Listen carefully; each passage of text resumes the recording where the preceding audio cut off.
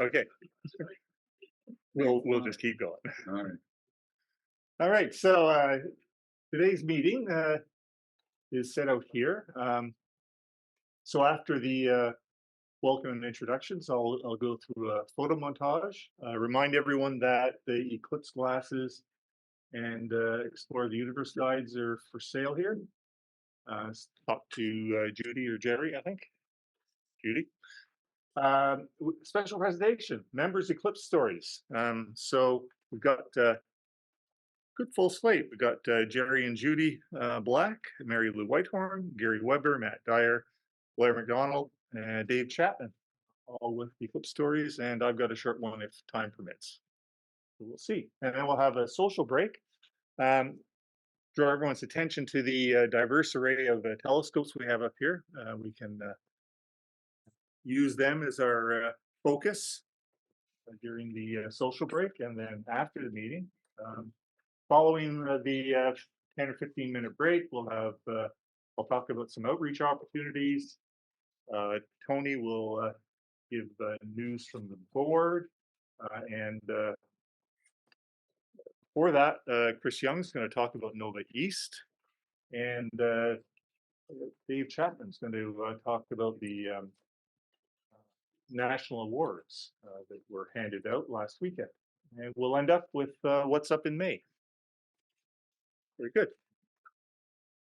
Just to remind everyone, there is a astroimaging contest. The deadline is midnight, 11th November 2024. So you have lots of time. Submit images to photo contest 2020. I should read 2024 now.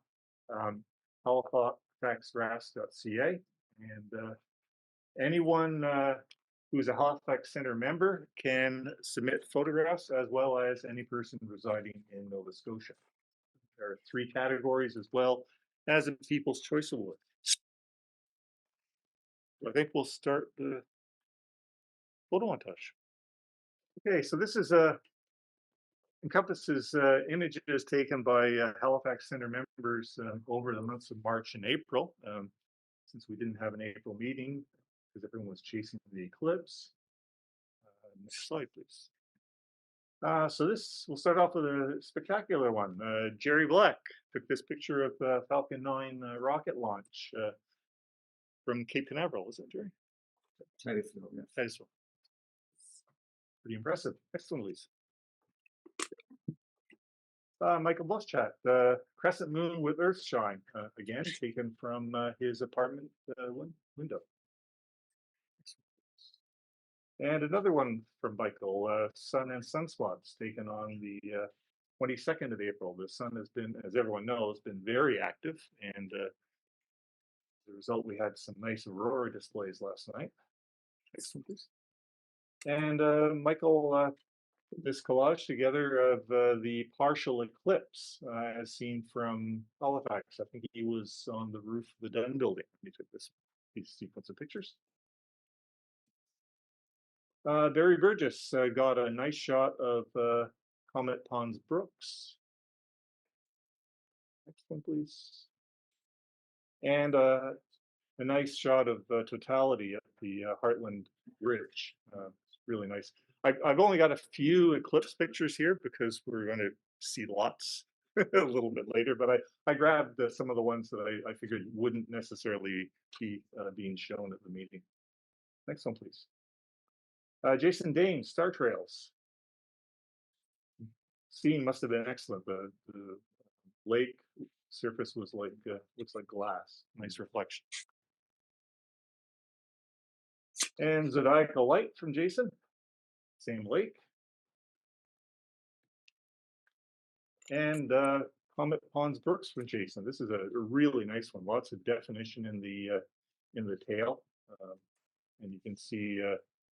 Well, it shows up on this screen, but if you look at Jason's Facebook post, you can see how the solar wind has been deflecting the tail. Next one, please. Another one for Jason Dane. This is the Earthshine at totality, and again, it's probably not showing up on the screen so well, but the image shows lunar features.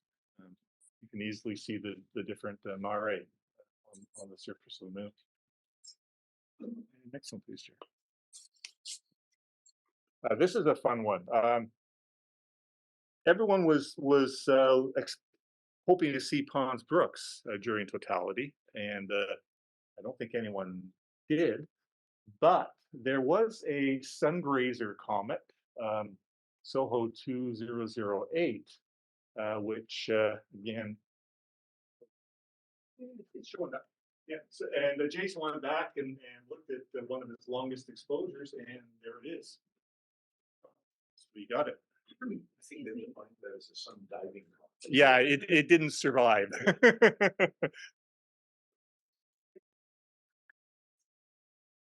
Yeah.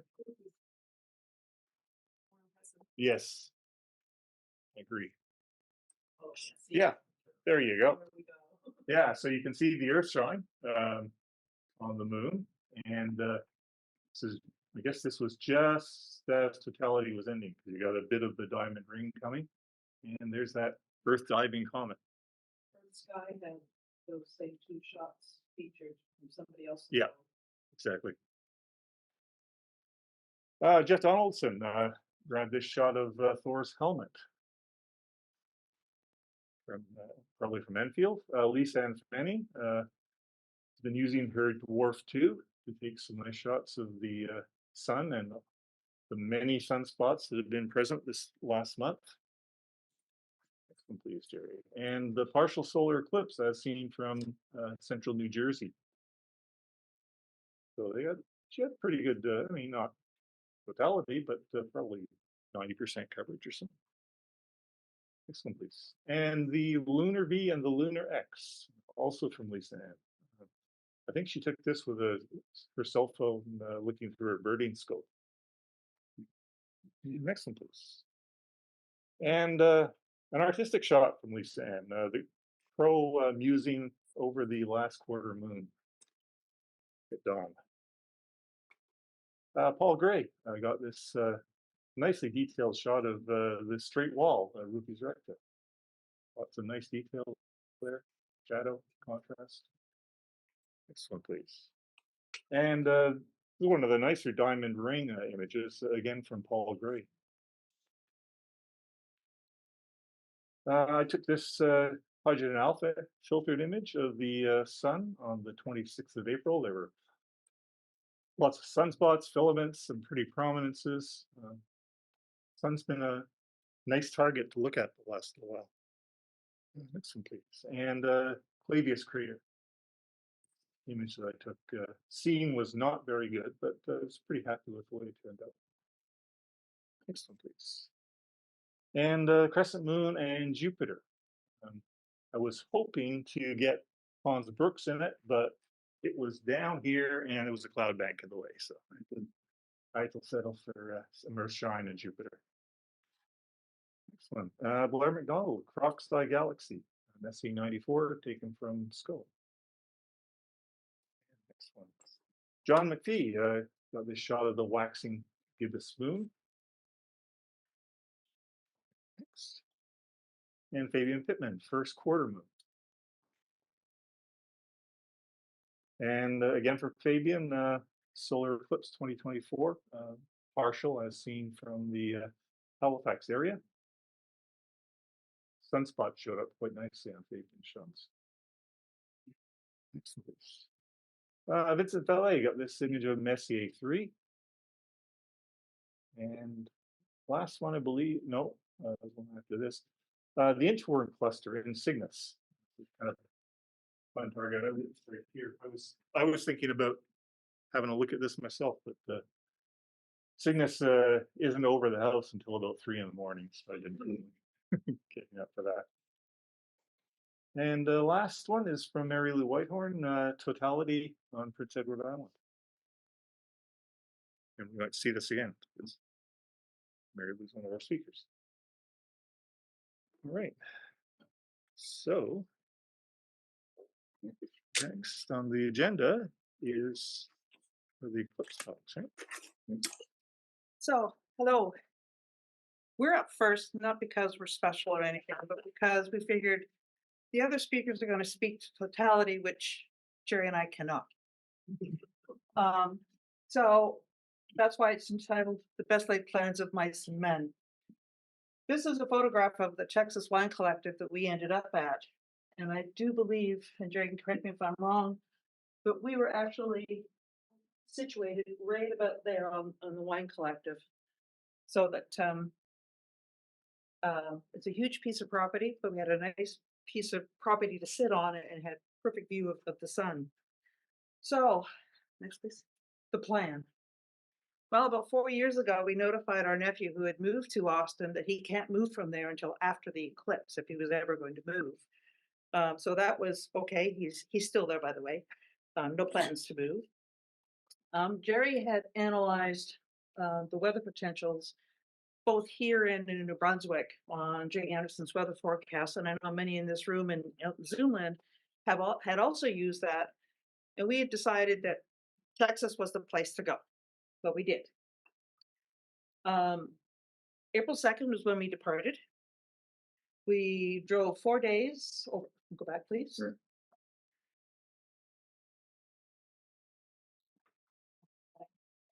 I'm not going to go back. Anyways, that's okay. Just leave it there, dear. We left on April 2nd. We traveled 4 days, 40-hour drive. We drove through 2 of the 6 provinces the totality could have gone through. And we drove through 7 of the 15 states that the totality would have gone through. And wait till you see the video of our drive, and it's going to be in hyperdrive, and it does not reflect the actual speed at which we drove. And your Jerry went much faster. He did. So our location, you can see it down here. That's where the Texas Wine Collective is located. Fredericksburg is up there on the upper left of that map, and we're close to a small community called Blomidon. You have to appreciate the fact that Texas is largely privately owned. So for us to just drive there and figure, okay, well, let's park here, there might be some property owners get a little perturbed about that. So we decided that we'd better decide where we're going to go, and we actually paid for a parking spot, but that parking spot also had food, and most importantly, a washroom, right?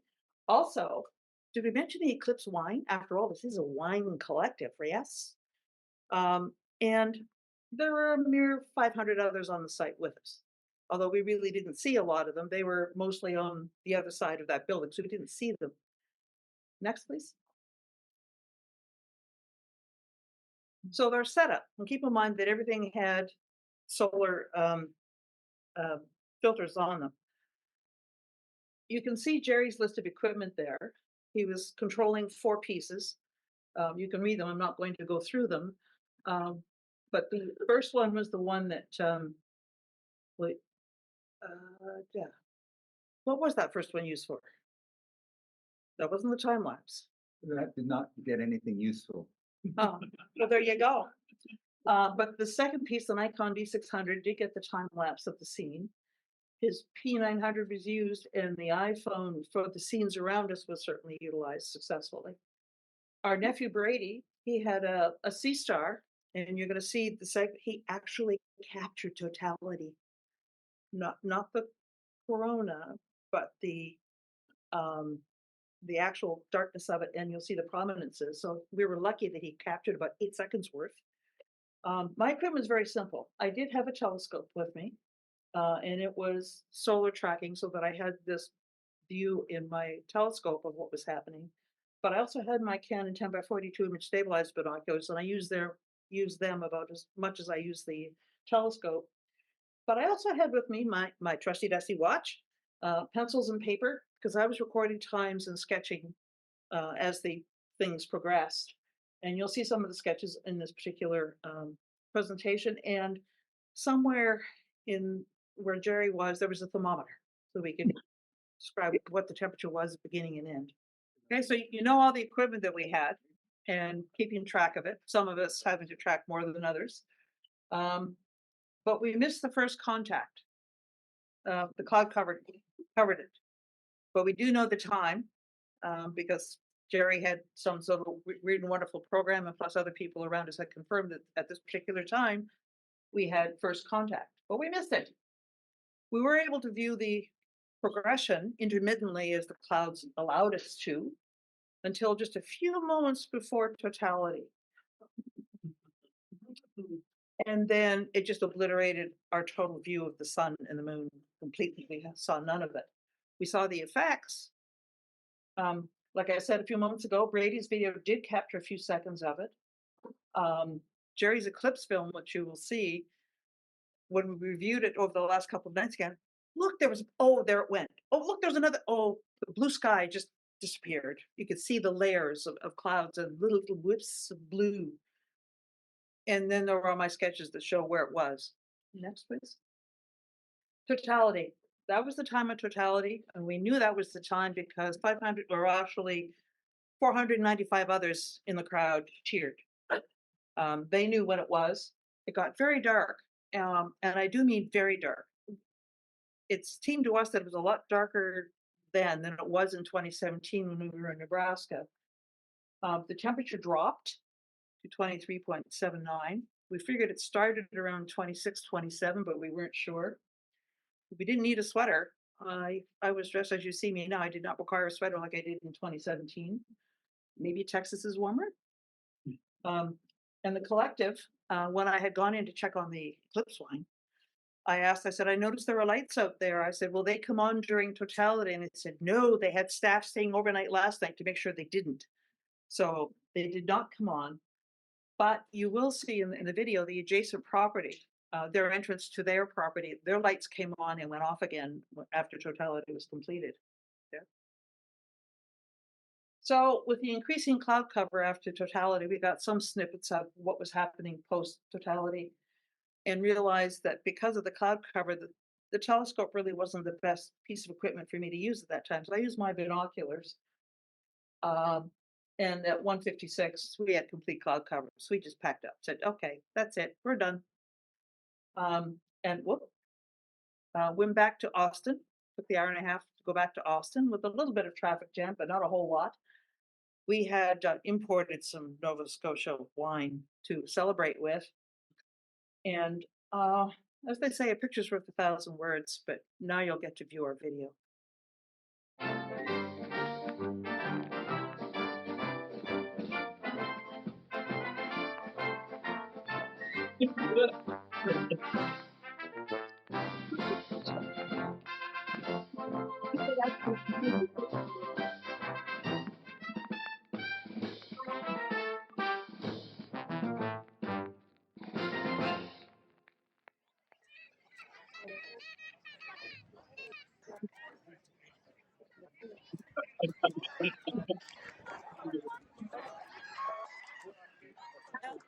Was Jerry with some reviews there?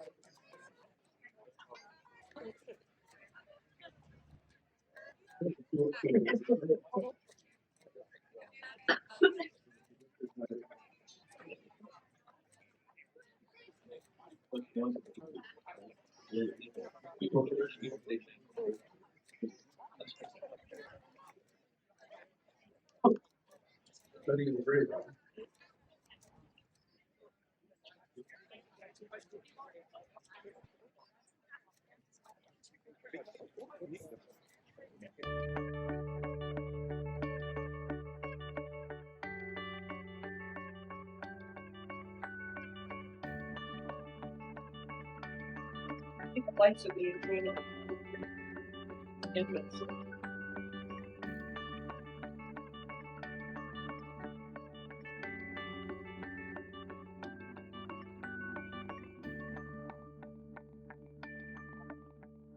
Yeah.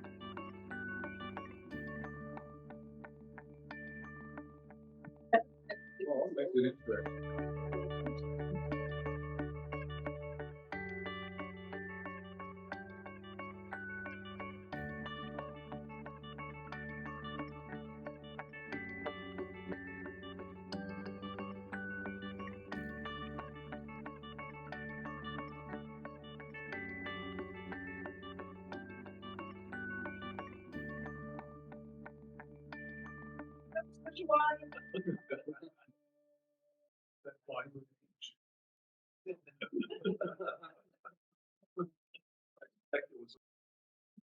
Mary Lou.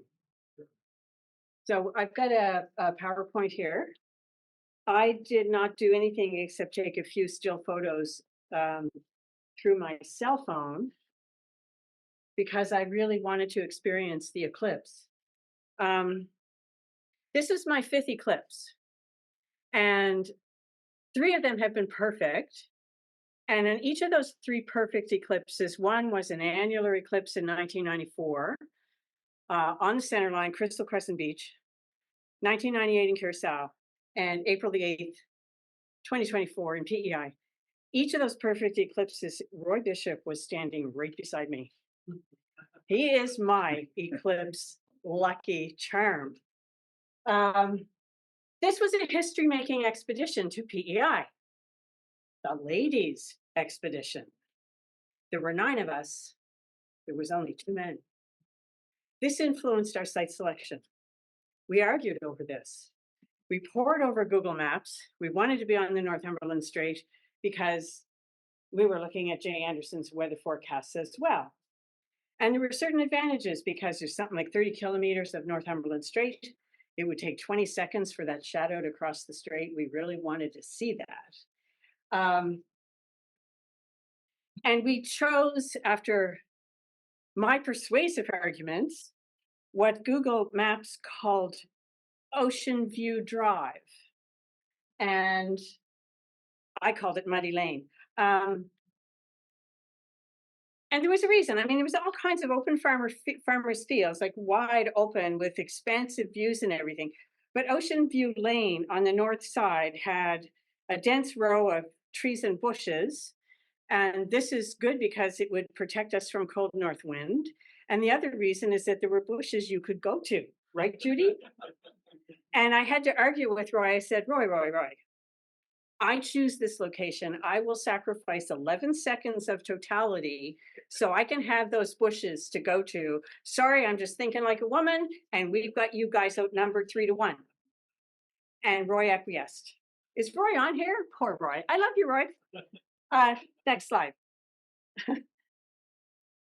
So myself in the middle, I made up that little tiny sign, Halifax Center, April 8, 2024, solar eclipse, PEI, the center logo, an eclipse sun, and a little map of PEI to make it official. So that is Michelle Lane, myself, and my daughter, Louise. And Louise has also been with me for my 3 perfect eclipses. And she does stupid stuff like that. Next. So you can see why I called it Muddy Lane. And we were at Cape Wolf. And we had this was the day before. We drove out to check out sites, and we decided that the chosen one was a good site. And we had a tremendous view across the Northumberland Strait. This was the lower part towards the end of Muddy Lane, and it was quite mucky and muddy, but we were upslope a little. That gave us a better view. So Cape Wolf we'll remember forever. Next slide. And this is the day, and we did have these thin clouds. Now, I referred to 1994. Crystal Crescent Beach was the easternmost point of land that eclipse path crossed. The weather forecast was not necessarily terrific. There was a weather system coming. The clouds were coming from the west. So we chose this location as the most easterly point, as the last place the clouds would come. And as we arrived, Roy was unpacking his gear, and he had this great big umbrella in the back of his car. And I said, Roy, you better get out and shake that umbrella at the sky to keep the clouds away. It might work for 5 minutes, right? And he very obligingly took the umbrella and opened it up and shook it at the sky. And we had a perfect eclipse. And he took one of those multiple exposures for the whole duration of the eclipse from beginning to end, a single exposure on large format black and white film. And he got his last exposure and the clouds rolled over. So the black umbrella has stayed in our brains. And when we arrived on eclipse day, one of the first things he did was he got out this umbrella. I didn't ask him to, but this is now the tradition since 1994. So the next slide is a video. There should be a play button. Roy's very serious. He's very scholarly. He's very academic. And he has a wonderful silly side. He got out the umbrella and he flopped it at the sky and he did his little dance and we all laughed. And the clouds disappeared and we had a perfectly clear sky for the eclipse. Next. That's the same one. Okay, so we've got there. So these are the eclipse leaders getting silly before anything happens. We had to photograph things. So that's Roy and Michelle and I. And you can see the view we had across the Northumberland Strait to watch the shadow approach. Next. Roy does realize he's looking the wrong way, right? Oh, absolutely. Absolutely. There were a whole lot of silly pictures. So Roy has a disco ball. Who knew? I've seen that disco ball before. It's not very big, but it's covered with those little mirrors. And he sets it in a cup and he lines it up. And then we have this little row of projected suns on the side of his car to monitor the eclipse in more than one way. And he also had, I believe, the next slide, a sunspotter projection telescope. And this he set up, and this was really quite lovely. It gives a beautiful image. And I managed to catch it right at first contact, and he stuck his finger in the way, but his finger actually points at that first little tiny nibble out of the sun, first contact. And as the eclipse, of course, advanced, there's Michelle. You know Sherman Williams Walk at Nova East. Sherman died a couple of years ago. We were joined by Sherman's wife, Bev, and his son, Kent, and granddaughter, Olivia. That's my daughter, that's Roy, that's Michelle. So there were 7 women and 2 men. And as the sun started to disappear, the light starts to go eerie and the shadows start to get sharp. Next. And there is still some sun, but you can see where the shadow's starting to come here, and those beautiful sunset colors. It was amazing, those sunset colors, to just stand there and just gaze around at this gorgeous view. And Venus shows up there before the sun was even totally covered. Next. And here's the shadow approaching. Not quite there yet. Next. And here we have totality. And what I found interesting about this little series of photos that I took is that there was obvious asymmetry of the light coming in under the shadow. So there was more light, that's south, that's north. And there was more light coming from the south and from the north. The colors were slightly different. This screen doesn't show it as well, but it illustrated very clearly that we were on the south side of center line. You could see the asymmetry of the shadow as it approached and departed. So I think there's just one slide left. And that was totality, and Jupiter is off the top. But it was tremendous because we could see the shadow come. And we just stood there and gawked for 20 seconds to see the shadow come, and then bang, it was dark. And 2 minutes and 58 seconds of totality. It made me think of Victorian jewelry, and that black hole in the sky was like a piece of jet, and there were rubies around it. in the form of prominences. And then the corona itself was like diamond dust spread on the sky. It was like a huge Victorian pendant jewelry in the sky. It was just fabulous. And it was so, you just want to pull the moon back as it starts to depart the sun. Come back, not long enough. So that was our experience. We had a lovely time. There was no wine. There was a lot of good food. And good company. And it was a tremendous event. And I would not say clear sky for several days before the eclipse. I would say a lack of cloud, as far as I didn't want to jinx it. For those who are interested in academic things, Roy and I have had 3 perfect eclipses beside each other. Roy and I also have shared an exoligmos. For those of you who are interested in eclipse patterns, we have shared one exoligmos, page 124 and 125 in the Bible. And our exoligmos started in March 1970 and was completed here on this day. It was a rather unique thing to share with someone. So yeah, Roy's my eclipse good luck term. So that was PEI. And we picked the right place to go. We really did. It was fantastic. Thank you.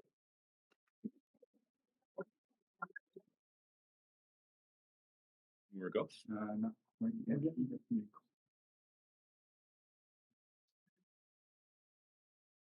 Anyway, we went, and her apartment's an old school building, so there was lots of lawn and open area, like a schoolyard beside it. I set up, I had a table. I operated 3 cameras. I got really excited about things when the weather looked positive, and I started to do some serious research. And I found a YouTube channel, Nico something or other. His channel is Nebula Photos. And anyway, his point, he posted a video 9 months before the eclipse saying, be prepared, do this, do that, practice. And I followed his advice, and I actually set up on my deck. I practiced. I used a stopwatch. I timed myself. I had 3 cameras operating. I had one on a Skyguider Pro with a long zoom lens. I had another one set up just for a wide angle shot during totality. And I had another camera out front facing the 3 of us. And it just simply took a shot every 6 seconds for 30 minutes. So anyway, I have 5 photos to share. And this is Bailey's beads. And it's the best shot of Bailey's beads I got. It's a bit of a trick. Obviously, you got to be, there's a lot of different dice rolls to try and get these photographs, as you probably all know. One of the things that I did, and again, it comes from Nico, is he advised getting the app Solar Eclipse Timer. And I don't know how many people use that app, but I downloaded that app, and it uses your GPS, and you start it before the eclipse, and it has a voice that comes out. I used a Bluetooth speaker, and it told you when things were going to occur, and it would give you a warning time. So it would talk about, 1 minute to totality. And then 30 seconds or so before totality, it would say, look for shadow bands. About 20 seconds before, it would say, remove solar filter and shoot for Bailey's beads. And it would just walk you through things. And I got to say, it was probably the best $4 I had spent in many years. So anyway, those are Bailey's beads.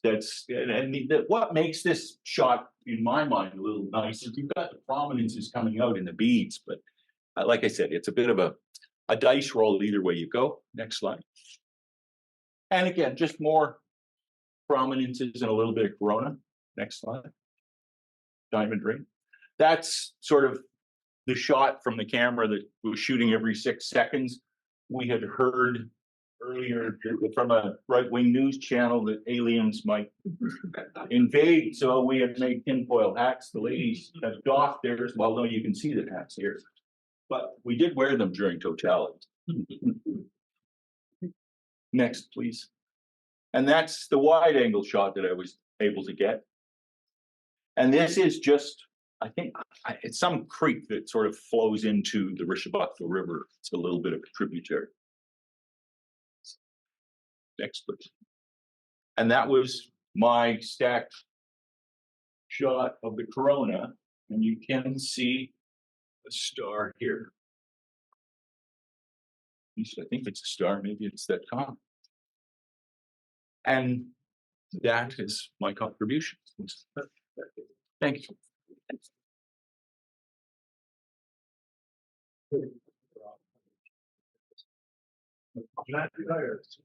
Right. So my Eclipse story was a little bit more mundane, I guess. I didn't even know I was going to go until probably that Friday because I was keeping an eye on the forecast. So Friday, the weather was looking good. I booked myself a hotel up in Miramichi. Told work I wasn't coming in on Monday, and off we went. Then I got back to thinking about a Nova East, I think it was 2 years ago, where David Hoskin had talked about how to outfit binoculars with solar filters. And I got the filters, I got the instructions, but I never actually got around to building them. So my Saturday night before the eclipse, I made some filters for 35mm binoculars. And I was able to have enough left over to make a filter for a 77mm 200mm zoom lens for my camera. So that's what I did. Anyway, so Sunday I journeyed off and I found out a friend of mine was also sort of planning the same thing, and he was spending the night in Moncton. So I spent the day with him, my goddaughter, just at the pool in Moncton Hotel. After that, I drove up to my hotel in Miramichi, and it was one of those things that you read it because I was checking the forecast religiously and it was looking clear, but I missed the part, although I read it, about the snowfall warning. So somewhere between Moncton and Miramichi, for anybody who went, about 6 inches of snow just happened to appear on the ground. And also, due to my last minute booking there, it was also sort of the perfect timing to avoid being able to book there was an event at the Miramichi airport, and that sold out roughly the same time I booked my hotel. So my options at this point were to find somewhere and sit in the snow and enjoy the eclipse on my own, or I called my friends to see what they were doing, and they were going to go to Bouctouche, about halfway between Moncton and Miramichi. So I was like, well, sounds good. So I sacrificed a little bit of totality, but I got to do it in snow-free grounds, 60 degrees weather, t-shirts. So that was a compromise I was willing to make. But yeah, so I set up my camera on a tripod with the solar filter, and it was packed there. And it was very interesting because as soon as somebody sees a tripod and somebody looking through binoculars, when everybody else is in just the solar glasses, it's like, oh, that person knows what they're doing. So I did a lot of outreach, which is really nice to do as well. And there was an email with one of the star maps of what you could expect to see during totality. So I printed off about half a dozen of those and handed those out and told people what they could expect there. But yeah, so I was taking pictures all the way up to totality, and perfect weather, not a cloud in the sky. This is one of the shots that I got at totality, and then the next one is just one with a slightly different exposure. But then probably about 40% through totality, if you want to go to the one more, I can't really see it here, but the first clouds appeared. So I don't know if anybody was up in that area, but there was one cloud, and it came right around the middle of totality, and then disappeared maybe 30 seconds after it. So that was kind of unfortunate, but I can't complain in light of Judy and Jerry. And yeah, so this was my first time seeing totality, and like I really didn't know what to expect. So I'd seen 3 other eclipses before, but they were all partial. One of them was actually over in Indonesia, 2016, 2018, I think. And that was like probably 85, 90%.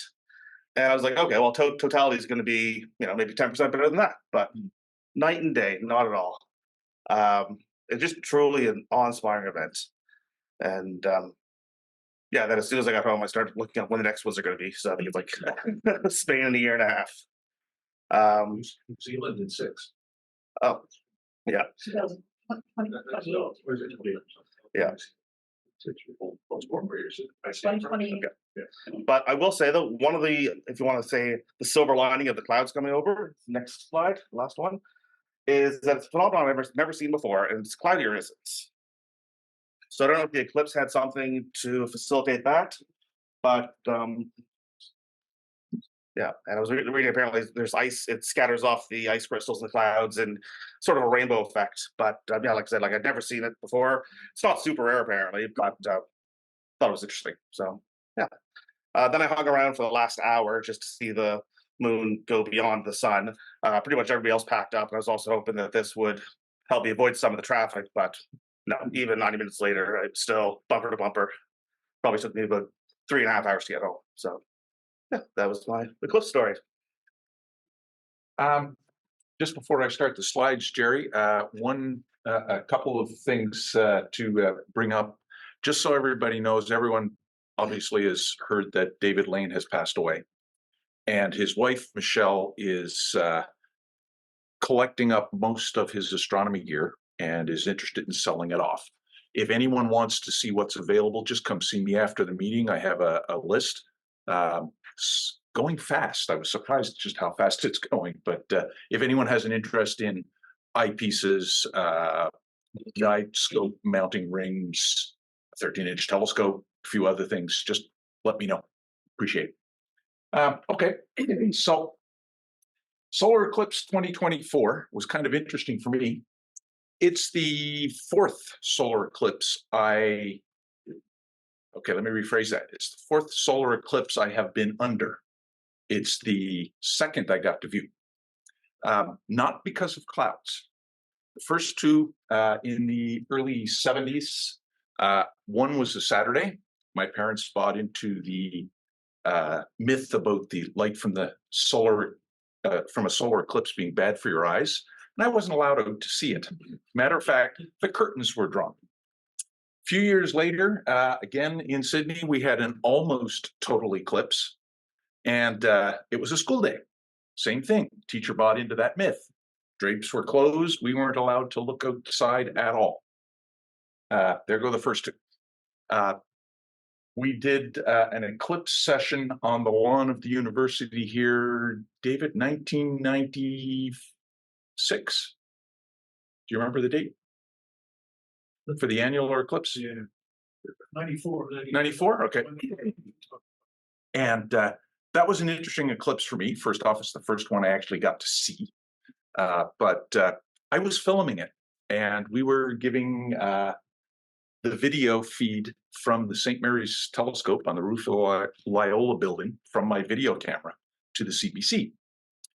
And about 10 minutes before totality, I'm looking at my watch and saying, darn, the tape's about to run out. So I ran over. I was going to take the elevator up, change the tape. And do you know there are 24 flights of stairs to get to that telescope? The elevators were in use. So up all these stairs I go. And I get up to the top, dash into the dome. The guy from CBC is, oh, I changed the tape for you. Thank you. Back down 24 or 25 flights of stairs. But at any rate, I did get to see the annular eclipse. I dashed back to my telescope, almost had to get violent, pushing people out of the way so I could look through the eyepiece. And I got to see an annular eclipse. Well, next slide, please. This day, April 8th, 2024, was something I was really looking forward to. And as my daughter said, it's the day the Earth got, or the day the sun got mooned. Next slide. So the only thing better, you probably have to tap it a time or two each as we go through here, Jerry. This is set up to move on a click. So the only thing better than an eclipse is viewing it with a great group of people, which we did. We got an invite from Ted Dunphy to go up to his backyard to view the solar eclipse. So several of us from the center here, plus one coworker, headed up to Ted's house just north of Fredericton. This is Ted and his wife, Karen. And at any rate, we got there and someone mentioned snow. So something funny happened on the way to Ted's house. No snow at all. We got to Fredericton. It was a clean drive, no snow on the road, nothing. We got to the road to Ted's house, which climbs up Dorn Ridge, which is about 500 meters in the air, or above sea level, I should say. At any rate, what happened to us was no snow until we hit the bottom of the road going to Ted's. They had a lot more than 6 inches. We met up with Paul Gray, who was already at Ted's, and Paul and Ted were out the day before snow blowing the backyard. So if you pop over to the next slide there. There we go. So this is after the snow has been melting. Remember, it was like 15 degrees there that day. There's still 1.5 feet of snow there. So it was kind of interesting for us. We arrived and started lugging gear up to Ted's yard. Ted had this little cart, which came in wonderfully handy. I was setting up my gear, and everything went reasonably smoothly. And someone here mentioned that they were going out of the way to make sure they got to view the eclipse, as to photograph it, as opposed to photographing it. I had sort of thought I want to do the same thing, but you know me, I look through telescopes only to make sure the cameras align properly. So at any rate, I did take some gear. It's hidden behind, I think that's Ted's son. It's hidden behind Greg there. At any rate, the problem I ran into was I didn't have a small, lightweight tracking mount. So in the worst case of overkill you have ever seen, I brought my telescope mount up. So we had an 80-pound telescope mount and 1.5 pounds of camera. But I will say one thing, I didn't worry about the breeze that was blowing on top of Dorn Ridge. Next slide, Jerry. Again, it's one of these that'll click through. So my gear that I took with me was a Canon 60DA, a Rokinon 135mm manual lens. I did not bring a telescope. I had known that the Corona was going to be quite large and it wasn't going to fit in the field of view of my telescope, so I just went with a camera. I made a filter from some material I purchased from the center, courtesy of Dave Hoskins, who is the keeper of such things. Next slide there, or next mount. And my CGX L mount. Now, think of it this way, L means large. I did not worry about anything moving. As a matter of fact, there were 3 dogs running around the hill. Great dogs. Running in between all the other cameras that were set up and telescopes, and everybody is carefully guarding their telescopes. And I'm more worried about the dogs. They're going to hit the scope and get hurt. But at any rate, it all went perfectly, as it did for everyone else that was traveling up to New Brunswick. If you hit the next slide there, Jerry. And we had a few people show up. So we set up, there was 6, 7 of us. And then the neighbors arrived by snowmobile. So it was kind of surreal. We're here on the top of Dorn Ridge in Ted's backyard. And 30 or 40 people showed up with just about as many snowmobiles, all parked along just out of the field of view, a couple of all-terrain vehicles, and everybody had a spectacular time. It was a great afternoon, and I can't say enough about seeing an eclipse with a great group of people. Even better than seeing the eclipse is, to some extent, seeing the expressions on some of their faces. A lot of these people had no interest in astronomy, no knowledge about what was going to happen, and they were completely mesmerized, is the best way to put it. Next slide, Jerry. We also had some great solar glasses made out of pie plates. Quite a few people were wearing them. We made them actually for the kids, and the big kids as well. The nice part about them is when the kids put them on, there's nothing exposed. They can't peek around them, that sort of thing. But this gives you an idea. Not totality, the eclipse started, as I think Mary Lou mentioned, the shadows start to sharpen up substantially, mostly because the sun is becoming more and more of a point source as less and less of it becomes visible. The other thing we did see, I have a video of it. It's not here. And it didn't show up well in the video, but it showed up really well to the eye because of the snow with shadow bands coming across the ground. That was kind of interesting. I hadn't expected to see that. This was Paul's second total eclipse, I believe. And Paul had mentioned everyone look for the shadow bands. We all did. We looked out on the snow, and it was kind of interesting to see all these waves of shadow coming at you. Next slide, Jerry. So this was a shot that I had planned on taking, and I took shots about every 30 seconds. I should say my camera took shots every 30 seconds. I was just standing there gawking. The thing that amazed me the most visually was this image is slightly rotated, probably by about 30 degrees clockwise from what you would see in the sky. And because of where we were, the horizon was in, I'm moving on you, Jerry, I apologize. The horizon was in the same field of view, and we started to see the full moon illusion. Things looked bigger than they would normally look to your eye.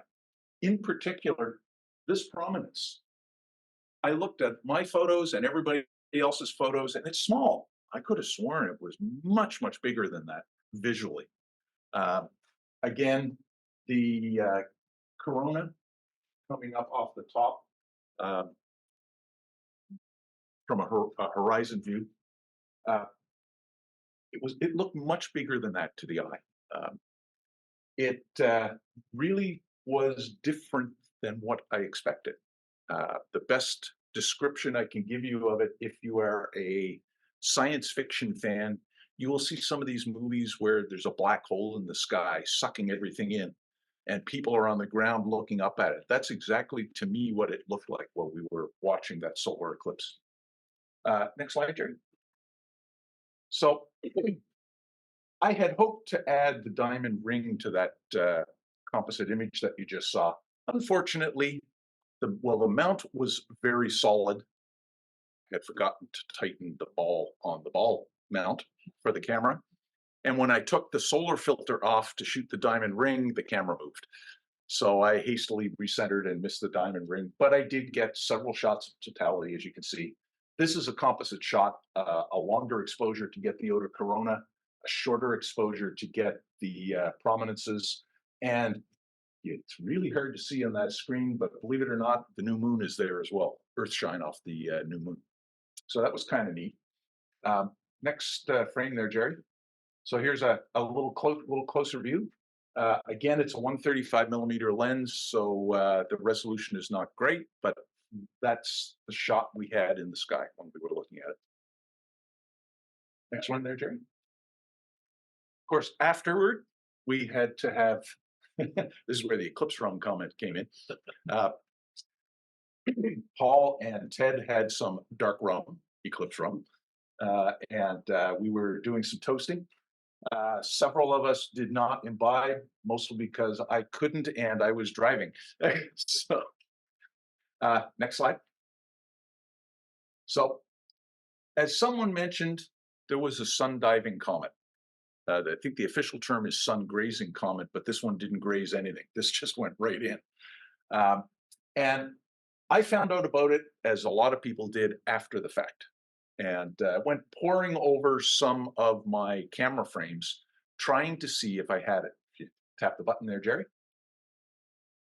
So after going through 318 shots taken during totality, so my camera was taking shots every 30 seconds for the whole eclipse up until totality. And once totality started, I had the shutter control in my hand, staring at the eclipse, going click, click, click, click, click, and changing the timing as I did it so I could get a wide variety of exposures. Next comment there. And I found it on one of my overexposed frames. So after a little work, if you just click a couple of times there, Jerry, after a little work, I was able to pull it out of the other frames, knowing where it was. So hit it one more time there, Jerry. So here's the eclipse. There's the comet in the circle, and there's what it looked like, you know, the 12 pixels that actually showed up. And if you hit it one more time, Jerry, it's a little bigger. So there's what the comet looked like, given a 135 millimeter camera lens. How long was the exposure? That one, I'd have to go look, Jerry, for because that was taken off that composite exposure. But that would have come from the longest of the composite shots, so it was probably a couple of seconds, is my guess. But you can see where it was. It was up above the sun by quite a ways. Someone, you saw that star in the image. It was a long way off that star. Yeah. It pointed directly at the sun. Of course, the solar wind moving the tail away. And You can make out the nucleus. It's red compared to the rest of the comet. And that's about all the detail you will get out of that shot, as you can see. But you could see that it had a red nucleus and a bluer tail coming off the comet. I think that's probably it, Jerry, if you tap the button one more time. Oh, no. Oh, Paul's got some images here. Yeah, no problem. This is an image that Paul was extremely excited to get. Paul was standing next to me. Part of your business. I was cursing. Imagine if banks could listen to telltale signs of fraud. Camera when he took the filter Drug off. production Paul would was slip. in the diamond ring, and he got this spectacular shot of the diamond ring. Hey, Jerry. Okay. And this is Paul's composite of the Chad, enjoy the weekend. I think there's been a bit better weather in the place. We'll have to. diamond ring and into totality. Paul had a camera set up right next to me, and he was shooting every now and then. He was definitely excited, to say the least, because it was a spectacular eclipse, and it was a spectacular eclipse with great people. It wasn't people we didn't know, it was people we were familiar with. Everybody was interested in seeing it. Even the neighbors' kids who were having a blast on the snowmobiles throughout the whole eclipse. When totality started, everybody stopped, looked up, and were somewhat wowed by what they saw. Okay. Does he have any more? Okay, that's it. Any questions? Yes, ma'am. That big prominence Yep. actually is quite big. I suppose it's the size of Jupiter. Yes. But But- it did. I mean, the eye just totally focuses on that. It was funny when I looked at it, when I first saw my pictures coming off the camera onto my computer screen, I looked at it and said, it was much bigger than that. It just looked huge to the eye. Now we were getting some of the full moon illusion because where we were, the ground sort of came up a little more just off to the west. And when we look in that direction to see the sun, we were seeing the horizon in the same field. Yeah. So it definitely made things look bigger than it would have if it was up higher. But yeah, you're right. To the eye, that prominence looks so big. But you're right. It's the size of Jupiter. It's not stupid. Yeah. Any other questions? Yeah. What do you mean by a full moon illusion? Do you ever notice that when you see the full moon down close to the horizon, I'm sorry, Jerry, it looks much bigger than it does when it's up in the sky? Yeah, that's called the full moon illusion. It is an illusion. The moon did not change size. It has nothing to do with optical effects of the atmosphere. It's the human eye brain. When you see the horizon in the same view, you have a reference to judge how big things look. When it's up in the sky, you don't. So when we were looking at the sun, it looked much bigger simply because we had a good horizon view at the same time. Any other questions? Okay, I'm done. Okay, that's it, eh? Okay, this is the Doketown experience. I'm Dave Chapman, if you didn't hear. This was my fourth total eclipse. Plus I saw the same annular eclipse that came through Nova Scotia in 1994 that Blair and Mary Lou mentioned. So it's my fifth central eclipse. About a year ago, Stéphane Picard of Cliff Valley Astronomy up in New Brunswick gave us a presentation about an initiative he had put together to create an event around the eclipse. And I didn't know Stéphane before, but he gave a very persuasive presentation. He was putting together a package where there was a place to stay. We were going to observe the eclipse. Meals were figured out. There was going to be some swag and guest speakers. And I came away from that and I said, I've been thinking about what to do. And I pressed the easy button. I just said, I'm going to do that. And I'm going to just take my chances because, yeah, maybe it's going to be cloudy, but I will be a bunch of people who are friends and it'll be fun.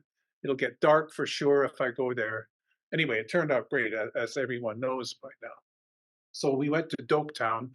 And then the next picture, here's my wife and I and our mascot, Garcia, went on the trip. Garcia saw the eclipse in 2017 in Nebraska, so I thought I'd bring Garcia along. So we headed off in the morning, and we ended up at the. Boy, that PDF ended up pretty pixelated, didn't it? Yeah, I'm surprised how pixelated that looks. Screen more than. Oh, it's the screen. Okay, well, anyway, it's the projector, but yeah, it's a lot sharper looking in real life. It's a lot sharper looking in cheap seats. Okay, good. Yeah, I'm guessing. Look, there's a pixel. So we stayed at this place called The Ledges, which I heartily recommend. Lovely place. They have wonderful food, lovely staff. With zero, just great. They were very hospitable. Next. And one of the guest speakers, actually the keynote speaker, was Richard Zarowski, who may be known to you as ex-meteorologist, ex-radio guy. I don't know if he's still on the radio. He was a counselor for Halifax, for one of the Halifax councils. Here he is taking credit for the good weather. That grab here was from Clear Sky Chart, showing the almost perfect weather for the Maritimes, eastern Quebec and Maine, completely contrary to what the long-term prediction was. And that X is where we were in Dopetown. It's funny, Dave, when you say completely contrary, if you look at the maps from 3 weeks before. Yeah. And you just reverse Yeah. where it's clear and cloud, that's what happened. Yeah, exactly. Anyway, good karma. So next. So here we are set up in the field. We didn't observe from the ledges. We went across the river to another spot that Stefan had picked up. There were some cabins and such. So the group of us were all observing there. I had my little Ranger telescope, which observed the Kurosawa eclipse in '98. I can't remember if I took it. I don't think I took it to Nebraska because I was all carry on to Nebraska. And here's a picture of me and John Reed yucking it up. So you can tell by the smiles on our faces how happy we were. So let's move on. This is what the field looked like. We had, I don't know how many people there were. I guess between 2 and 3 dozen. I didn't really count them, but we were all splayed out along here. Notable Halifax members other than myself, there's Paul Evans and his wife Harriet, and in the next picture, I think Jason Dane is there. Jason Dane there was with his gear, and he set up the night before to get his stuff all, aligned to the sky, and he did some nighttime observing and photography, and then left his gear up, overnight. So next, there's another picture of the group. Here's a cute picture. Stefan proposed to his girlfriend at the second diamond ring of the eclipse. How cool is that? And by the way, she accepted. Anyway, it was. I'm pretty sure she didn't see it coming, but it was the fun part of the whole event to see that.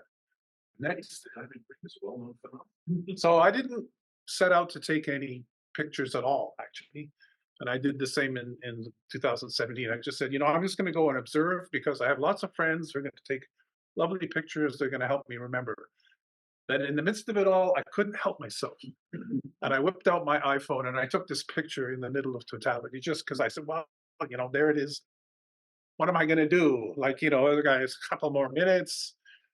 And so I grabbed that and, it's not great, but it is a memory of what it looked like. I would like to say that it was a lot darker than 2017. That was my impression, that it was a lot darker. And I saw a lot of photographs which showed more blue sky, but my memory of the event was that it was quite dark where I was anyhow. And that might have a lot to do with the local cloud conditions and how much scattering is going on. So it may, your mileage may vary on this one, but anyway, that's my own quick, and it's not great. And this rendition of it is even worse. And I think there might be one more picture here. Oh, the three amigos, myself, John, and Tim Doucette, we all observed the eclipse in Nebraska in 2017. So this was our second eclipse together. So I got this really nice picture after it was all done. So big happy faces there. Next. Okay. People were talking about temperatures and so on. So my home weather station, which is in Dartmouth, when I came home, I checked it out, and over on the left, you can see the temperature graph where it cooled off, got to a minimum at the time of the total eclipse. Well, not the total eclipse, but the deepest part of the partial eclipse, and then warmed up again. And here is the solar index, and UVI, and with the same timestamp. So it's I observed the eclipse on my weather station, and I think that's the end of my presentation.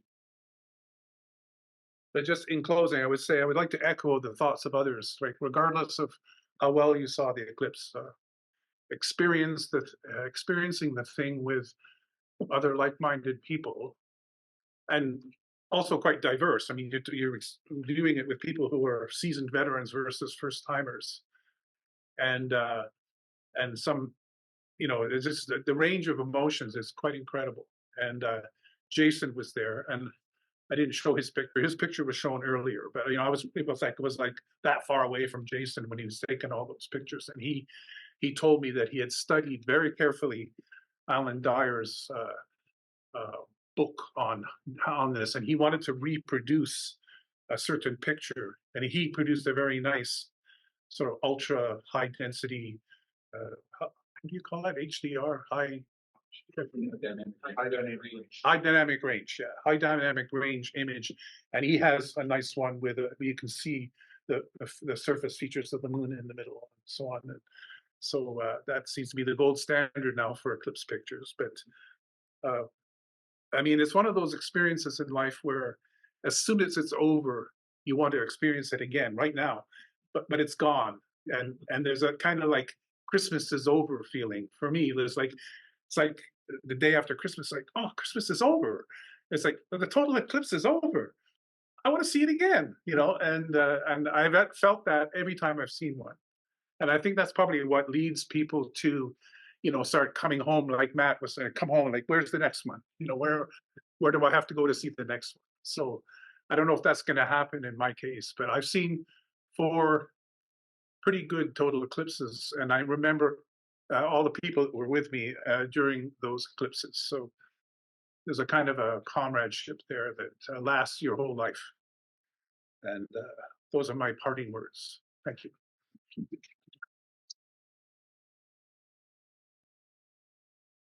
David, perhaps you should ask Jerry and Judy where they're going for the next eclipse. I'm not going there. I'm following you. Just see where. Actually, Mike Watson's been to Australia numerous times. I'm gonna follow him. Yes. Well, he famously organized that eclipse that everybody missed. So yeah, I'm following too. It was kind of interesting to follow Alan Dyer's travels. Oh, I know. He was in Australia visiting relatives and came home for the eclipse and started driving. So Yeah, started so. he said it was the longest distance he'd ever driven. Yes, it was. Okay, well, a few slides here for my experience. This was my first total eclipse. I've seen a couple partials. I had a chance to see one when I was 6 years old. The path of totality went right over our farm in the Eastern Townships. But like Blair, my mother bought into the pseudoscience and made us stay inside. So my memory is looking out the picture window and seeing. You got to look out the window. Yeah, I got to look out the window, but seeing things get dark. That was all I saw. So prior to April 8th, first of all, I was worried about traffic jams. So I thought, where I go, I'm going to go there on Sunday and make sure that I get there. And I had 3 possible locations, each place with a bed to sleep in. So farthest was my brother's farm in the Eastern Townships, and Dave mentioned Alan Dyer. He ended up in the Eastern Townships, Lake Memphremagog, which is Broma Lake. Yes. Yeah, which is like a half-hour drive from my brother's farm. And I had a spot in Tignish, PEI, and a place in Rogersville, and that's where I ended up going. Partly because it was the closest and easiest to get to. I didn't want to worry about the bridge to PEI. So Rogersville's close to Miramichi. We had just over holidays there somewhere. 3 minutes. 3 minutes, yeah, 3 minutes, 15 seconds. So it was pretty good. Next slide. So this is what the sky looked like. I mean, it was clear. There was some clouds off to the east, but they disappeared as the eclipse was getting underway. I had 2 setups. I had well, actually, didn't use my solar scope. I had the dwarf set up, taking a time lapse and tracking the sun, and I was showing the people I was staying with. They actually made it an event. I got there with my friend, and her parents were there, and then they turned out her parents had invited all their friends over.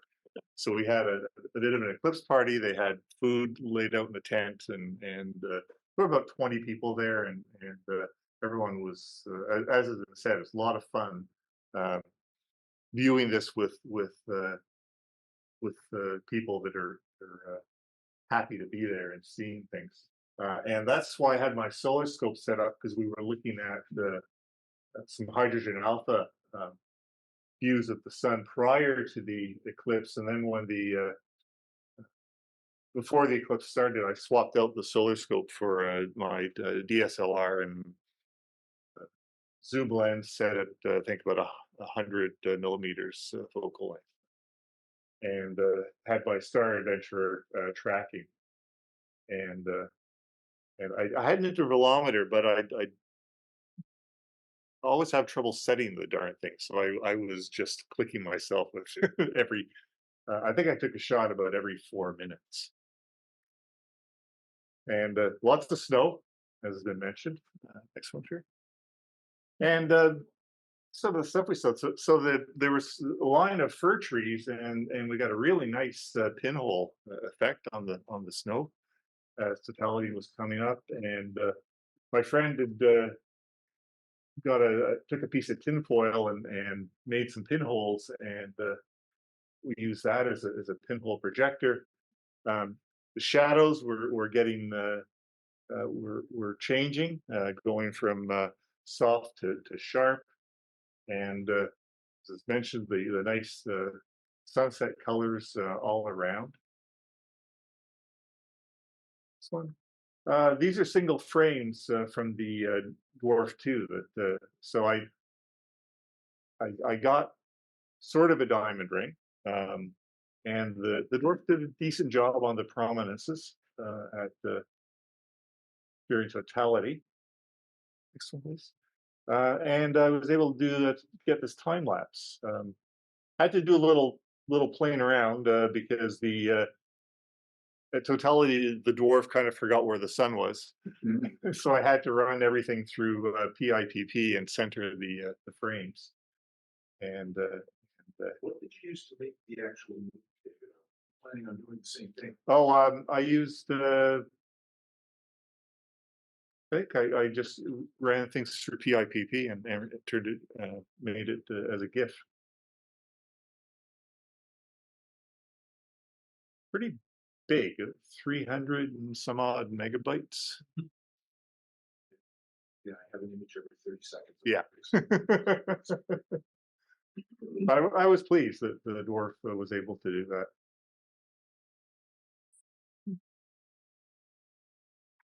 Which it's sitting over there as well. I had to use the neutral density filters that it came with. Not too bad for single frames.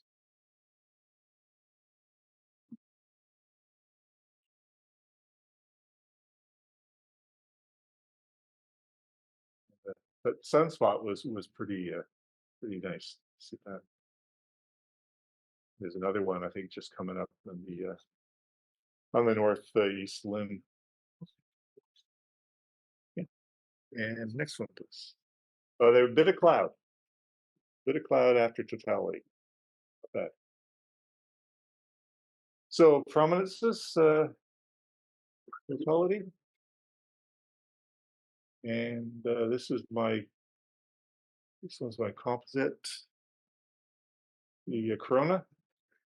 That's I think I had about 4 different exposures that I merged and blended. So I was pretty happy with that. And I went looking for the comet as well, and I didn't. It's past Yeah, somewhere down in here. It's actually past the edge of the. Yeah. And next one. And this is the composite that I put together. Multiple shots. So yeah, like it was mentioned, when this was over, I started looking for when the next one was. So possibly Spain in 2026 or Australia. I actually have a cousin living in Australia that I haven't seen for a long time. So it might going right over Sydney, and I think he lives near Sydney. So Interesting how it's always in a warm spot. yeah. So that might be nice. Well, yeah, Iceland, but it's just on the tip of Iceland, and I don't know. Eh? A lot of cloud cover, right? There was a solar eclipse here in town. There was a solar eclipse here in town in the late 90s, where everyone and a few other people. Oh, yeah, I think that was that. It might have been. Anyway, it was just off indoor. Yeah. And they rented a plane. I decided not to fly. I went out to Shabukto Head and photographed a sunrise eclipse, so partially eclipse Right. sunrising of the ocean. All evidence, right? Maybe Paul, right? Dave Black. Yeah, some of those aren't with us. Paul Evans went, Dave Blaine, Bill Thurlow. I've got a photo of them all. There were 7 I think that really did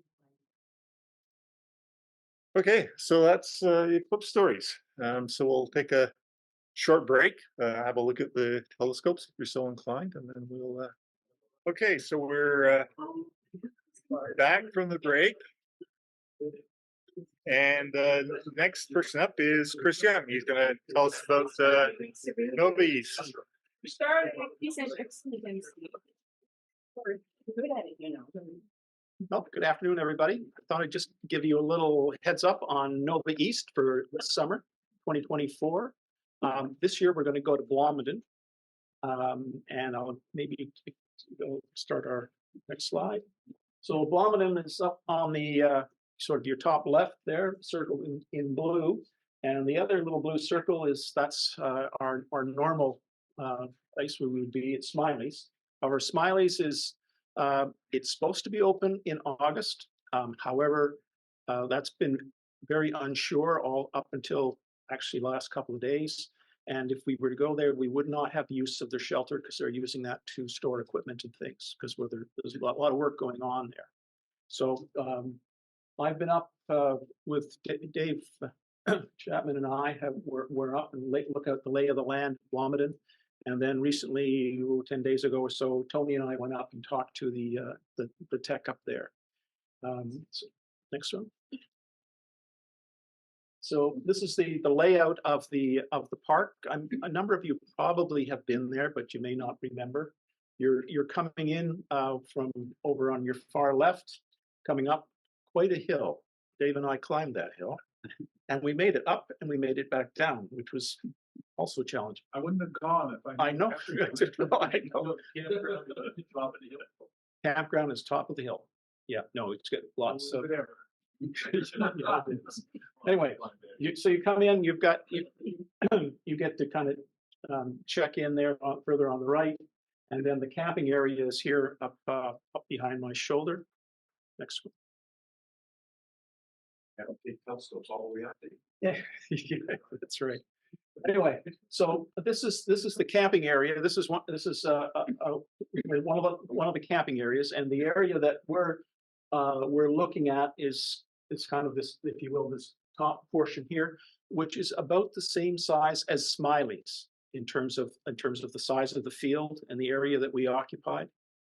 Next one. But just to be clear, so you do camp in that field as well? We are camping in that field, so it's the same way. Just as at Smiley's, we camped on the hill and around it.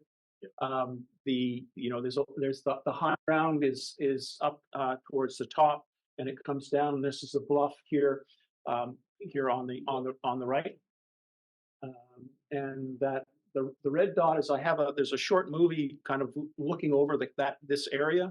So just to orient you, next one. This is the layout of the land according to the map that you can get from Parks. And so we're down in this area. The location of the camping spots does not relate directly to where they are actually on the site. And to keep control of that in terms of light and noise and everything, we've reserved some of the camping spots that are there. There's one that we don't have control of, but Parks said they might help us with that. Next one. So this is kind of a blow up of the Parks area. And I'm going to mention that there are some trees roughly around in this area. And as I said, the outline is about the same size as Smiley's. Again, please. We have use of their shelter, which is about the same size as the one that we had at Smiley's.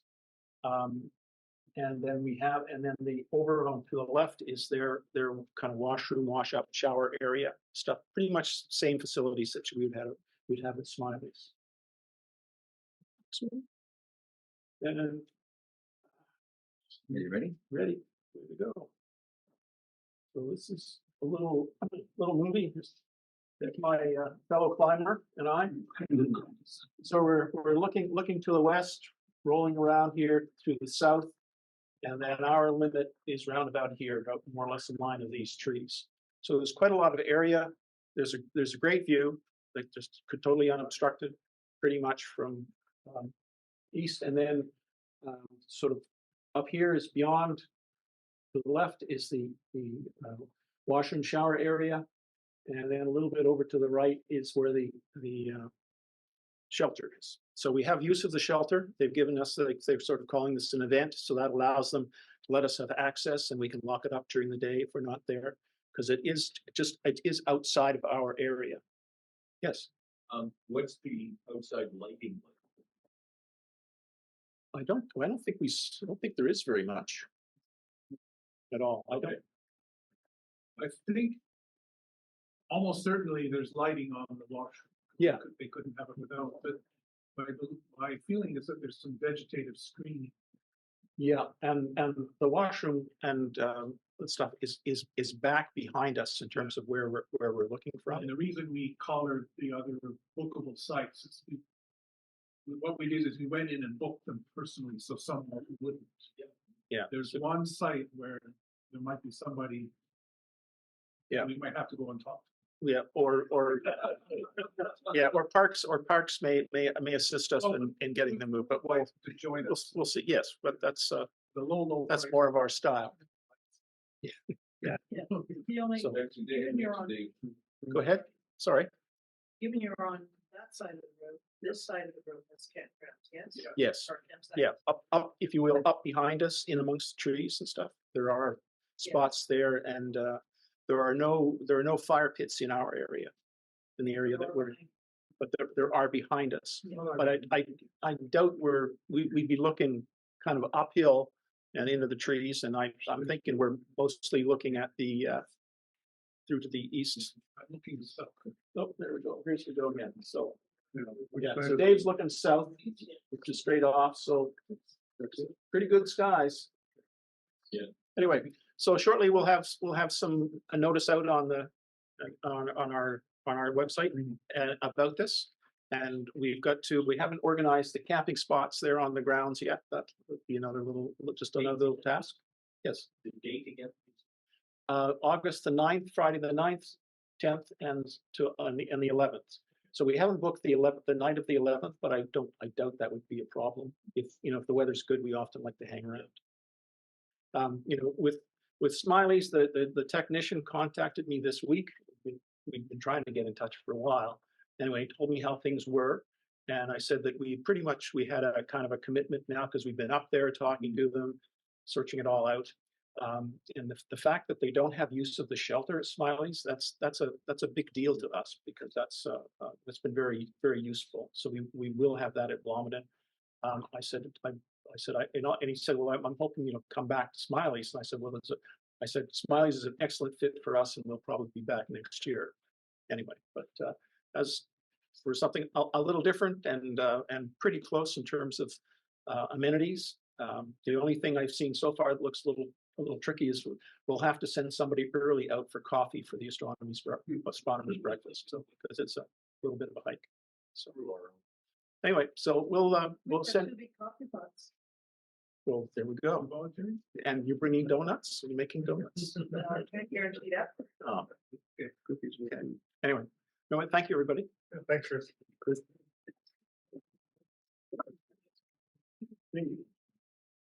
Oh, yeah. So within the RASC from time to time, well, every year, in fact, there's a series of awards at a national level that are where people nominate fellow members and then they're taken under consideration and usually announced at the General Assembly. You can go online to read about all of those. Encourage you to consider your fellow RASC members for such distinction. So I have the honor to announce today. I mean, it has been announced, but to publicly in person announce that the Qilak Award for 2024 has been awarded to our Tony Schellinck. Tony, would you join me up here? I'm just going to read out the first paragraph of the definition of the award. It goes on and on. It does, apparently. So for people who don't know, the Qilak Award is intended to recognize individual Canadian residents or teams of residents who have made an outstanding contribution during a particular time period, either to the public understanding and appreciation of astronomy in Canada, or to the informal astronomy education in Canada, and to promote such activities among the members of the sponsoring organizations. There's three. One is given by the RASC, one by the Canadian Astronomical Society, CASCA, and the third one is the group in Quebec, the Quebec group. And so, Tony, I'm very glad that you got this award this year. And I was told by people who reviewed it that in fact, it was the longest such application for a Qilak Award in recorded history. And my defense of that was because I didn't try to make it long for the group, but the point is that you just do so many darn things, and I wanted to make sure that they were all recorded. So who the hell, who's calling me? Sorry about that. Yeah. Anyway, I would like to formally congratulate you publicly for getting this award, and well deserved. Thank you. I just want to point out that that nomination form was amazing because I didn't remember half the things that you put on there. And it was, they did a lot of work, a lot of research. They went back for years into emails, I'm presuming, and outreach. And I don't know where they found that stuff. It was amazing. Well, I'll tell you, I mean, that guy there, he helped, didn't you? Stephen helped because I said, look, give me some information on all the planetarium stuff. Okay. And well, there's a lot of stuff in our, in our newsletter, which is a good reason to have a newsletter. And your wife, Yes. she was complicit in this. I contacted her and said, look, give me the goods. I need to know about this Nova Scotia thing, NAS, NS. Scans. That's right. See, so it shows you how much I know, right? Yeah. But Senior College Association of Nova so Scotia. and then you've got videos. You've got a YouTube channel, and you've done all. There's just so much. I don't know if they're going to publish the whole thing, but if anyone wants to see it, it's like several pages long. Good bedtime reading. So I'd like to thank you, Dave, and I'd like to thank the board because it had to be more than one person nominating me, and.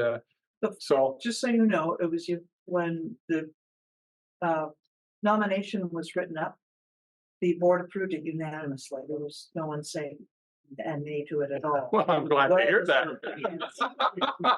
There was nothing to say nay to. It was just an amazing accomplishment you've had what you've done over the years. Yeah. And continue to do. And it's been fun. And my goal here, I'm sure along with David, is to get everyone doing outreach. Yeah. So I'm hope I'm a model for that. But I whenever I do outreach, I try to work with other people. Yeah. Wayne Mansfield, Jerry DeVoe, and others are always working with. Well, I watch you doing that, and I think about it, and then I go and lie down, and the feeling goes away because I don't think I can. I don't think I can keep up with you. Honestly. Well, I've had Judy looking after the table, the binocular table. Yeah, well, she did it once. Yeah, but I can't get her to do it again. I did talk to Tony just now, and I think I'm going to train him to do the binocular table. And and if anyone else is interested in getting involved, I'll obviously talk to David, but you can talk to me about it, and I can tell you how you can do it. I just want to add one thing, that this is also a distinction for the Halifax Centre, because only a few years ago, Paul Heath received this award. So the Halifax Centre, out of the 13 or so they've had, has had 2 of their members honored in this way. So that makes Halifax Centre very distinctive. And didn't Rob win something? Rob Thacker, yeah. I thought he won it a couple of years ago. But it probably was from Casca. It was not from here. Yeah, it was from Casca. Yeah, but I'm just talking. He's from Halifax, That's just true. saying. Well, no. Like, so something in the air.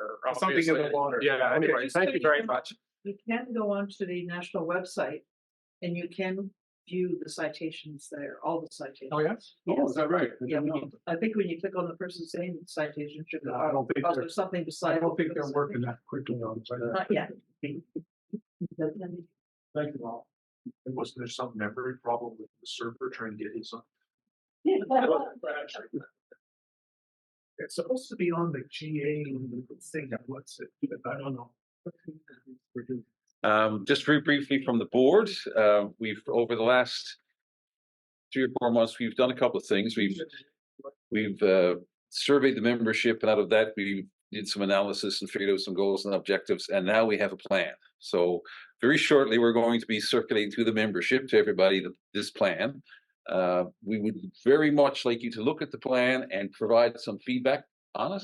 I won't get into any details, but we'll send it to you via email so that you have a look at it. But it's the document that we're trying to describe how we will fulfill these sort of goals and objectives that we've established based on the information that the membership has provided us during the survey. So when it comes, please take some time to have a look through it, and please provide some feedback so we get your reaction to some of those kinds of things. Excellent. Right. Before we I go through the what's up in May, just to remind everyone, I think Peter sent out a notice on the announce list, but we're doing some outreach with the Discovery Center next Saturday from 9:30 to 2, is it?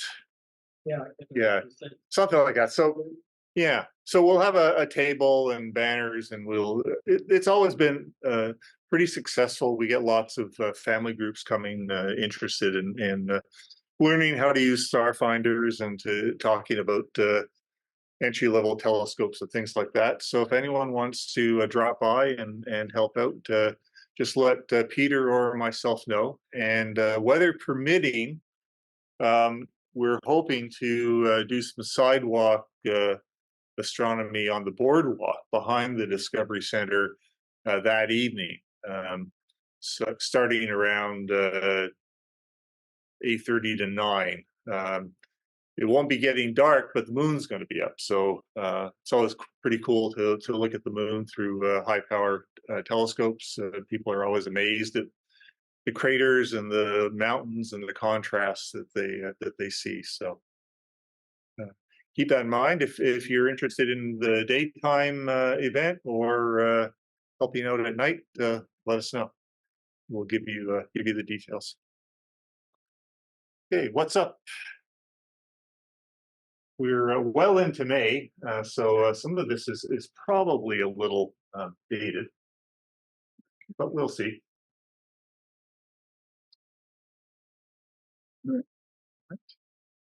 Okay, well, days are getting a lot longer. Not great for imagers. Our time of total darkness is shrinking. So by the end of this month, sunset's going to be almost 9 o'clock, and sunrise is at 5:30 in the morning. So by the time twilight and pre-dawn is over, we only get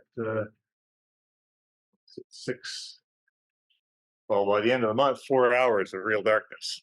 So, exactly. Oh yeah, there is the black flies. Yes. Yeah, we will get eaten. Okay, next one, please. Okay, last quarter of the Birds Laying Eggs moon was on May 1st. The Eta Aquarids meteor shower peak was the 4th to 5th. I don't think the sky was clear. No, so we missed a bunch of stuff. Where are we? New moon on the 8th. So if we have a clear sky on the 13th, look for the frogs croaking moon near the beehive cluster. So that be a nice photo opportunity. First quarter on the 15th, full moon on the 23rd, last quarter, the end of the month, and the last day of the month, the moon will be close to Saturn at dawn. So if you're inclined to get up at 5 in the morning, you'll get to see Saturn. Next one, please. So these were what I picked out as the moon planet highlights, which clouds spoil for us anyway. But don't worry, it'll come around again in another year. Next one, please. Okay, 13th. So there's the waxing crescent moon and the beehive cluster as seen in 7x50 binoculars. So quite a nice view. And this will be a nice shot too of Saturn at the end of the month with the waning gibbous moon. Explore the moon.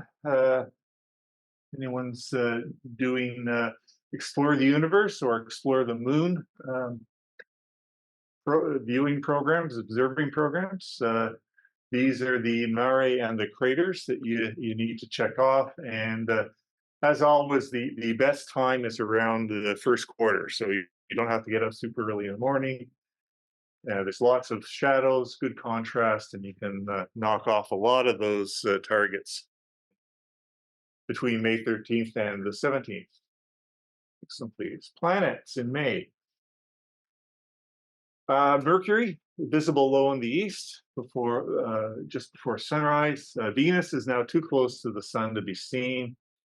Mars is visible in the east, fairly bright before sunrise. Jupiter has disappeared by now. By the first week of May, Jupiter was pretty much into the evening twilight, so pretty hard to see. Saturn is now a planetary target at the start of morning twilight. Uranus too close to the sun to be seen this month, and Neptune is now visible in the east in the pre-dawn sky with binoculars or a small telescope. Please. So we missed this, but the 3rd of May would have been a nice wide-angle photo op because you'd get Mercury, Mars, Saturn, and the Moon all in one shot. Next one, please. An Aquarius meteor shower, which again was clouded out, but we'll get another chance next year. This year the viewing was best just before dawn. It's a meteor shower with a few fireballs, persistent trains, and of particular interest, it's the result of debris from Comet Halley. So please. So spring constellations for Explore the Universe. Ursa Minor, Ursa Major, Coma Berenices, Corona Borealis, Leo, Virgo, and Libra. So this is the last month for the spring constellations. Next month we'll be going into the summer constellations. And the next one, please. Spring stars that are part of Explore the Universe program. Polaris and Kochab in Ursa Minor, Cubit and Merak in Ursa Major, Arcturus in Botes. And Arcturus is interesting. I was reminded by a picture that I saw on Facebook posted by, I think, one of the New Brunswick group. If you look at Arcturus, you'll see Napoleon's hat, an asterism, very nearby. It's kind of neat. Denebula and Regulus in Leo, and then Spica, brightest star in Virgo, and Zubinel Janubi and Zubinus Chamali in Libra. Pretty low on the horizon, yeah. Spring deep sky objects, Messier 5, a nice globular cluster. It's a very ancient group of stars. You can see it in Serpens. Not to stay up too late. It'll be well above the horizon by 10:30. And you can see it in binoculars if you have a dark sky. So please, double and multiple stars, part of Explore the Universe. And before Leo disappears in the west, now is a good time to look for the double star at Hafera and 35 Leo. This is I believe it's an optical double, and the name of the brighter star at Hafera comes from Arabic, the braid or the curl, and that refers to the where the lion's mane would be in the constellation Leo. And it's an optical double because these two stars are actually quite distant from each other, 174 light years. So they're not gravitationally linked, but they, due to their placing in the sky, they do appear as a close double. Next one, please. Okay, any questions? Great. Any projections on what we're going to see tonight as far as? Well, if you got somewhere with no clouds, I was up your neck of the woods last night. I went to Mastodon Ridge and treated to a nice show. This afternoon, when I checked, we're still at strong geomagnetic storm. It was KP8. Last night it was KP9 at one point. In fact, just after I got to Mastodon Ridge, I think it was at KP9 because I could see just streamers shooting across the sky. It was Time of night. I got up there around 11. I don't know if you're right, saying typically. Well, if you go to spaceweather.com, there's a link to their live Aurora site, and it'll tell you what the current KP index is, and more importantly, the magnetic field strength. You want it towards the north to get Aurora. Lisa Ann Fanning in the chat says that the KP is still 8.33. There you go.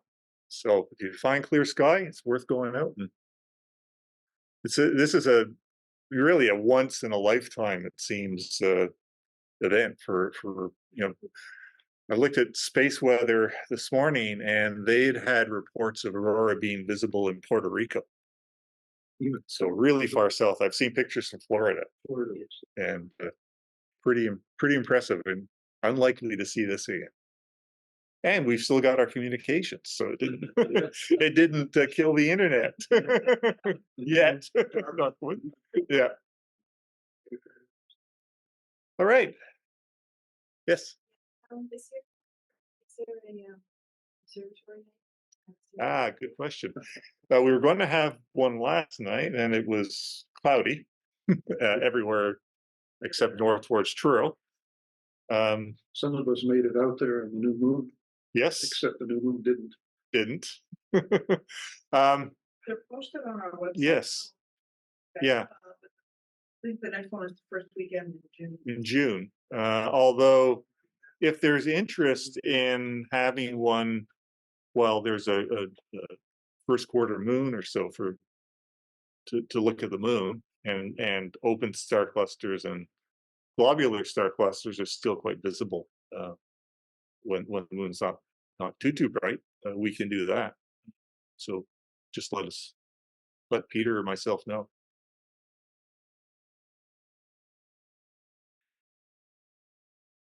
Okay.